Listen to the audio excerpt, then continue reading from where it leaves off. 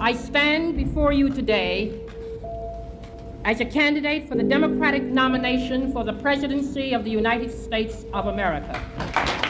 I am not the candidate of Black America, although I am Black and proud. I am not the candidate of the women's movement of this country, although I am a woman, and I'm equally proud of that. I am not the candidate of any political bosses or fat cats or special interests. I stand here now without endorsements from many big-name politicians or celebrities or any other kind of prop. I do not intend to offer to you the tired and glib cliches which for too long have been a accepted part of our political life. I am the candidate of the people of America. Fellow Americans, we have looked in vain to the Nixon administration for the courage, the spirit, the character, and the words to lift us, to bring out the best in us, to rekindle in each of us our faith in the American dream. Yet all that we have received in return is just another smooth exercise in political manipulation, deceit and deception, callousness and indifference to our individual problems, and the disgusting playing of divisive politics, pitting the young against the old, labor against management, north against south, black against white. The abiding concern of this administration has been one of political expediency rather than the needs of man's nature. The president has broken his promises to us and has therefore lost his claim to our trust and confidence in him. I cannot believe that this administration would have ever been elected 4 years ago if we had known then what we know today. But we are entering a new era in which we must, as Americans, demand stature and size in our national leadership. Leadership which is fresh, leadership which is open, and leadership which is receptive to the problems of all Americans. I have faith in the American people.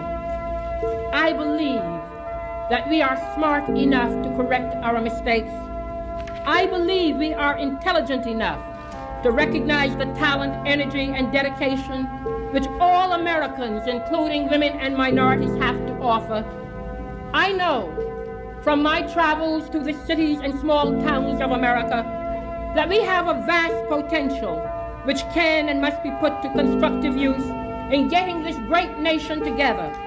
I know that millions of Americans from all walks of life agree with me that leadership does not mean putting the ear to the ground to follow public opinion, but to have the vision of what is necessary and the courage to make it possible.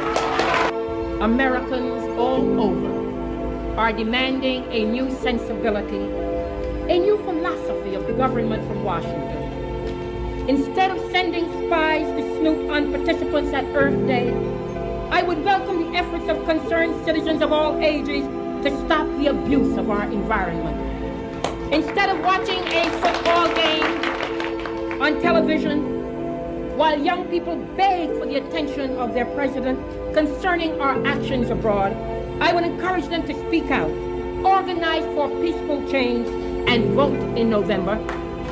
Instead of blocking efforts to control the huge amounts of money given political candidates by the rich and the powerful, I would provide certain limits on such amounts and encourage all the people of this nation to contribute small sums to the candidates of their choice. Instead of calculating the political costs of this or that policy and of weighing favors of this or that group, depending on whether that group voted for me in 1968, I would remind all Americans at this hour of the words of Abraham Lincoln, "A house divided cannot stand."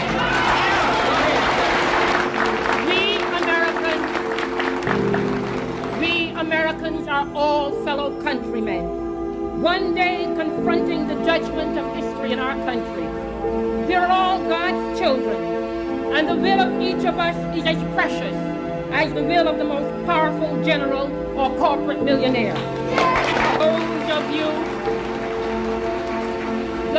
you who were locked outside of the convention hall in 1968, those of you who can now vote for the first time, those of you who agree with me that the institutions of this country belong to all of the people who inhabit it, those of you who have been neglected, left out, ignored, forgotten, or shunned aside for whatever reason, give me your help at this hour. Join me in an effort to reshape our society and regain control of our destiny as we go down the Chisholm Trail for 1970.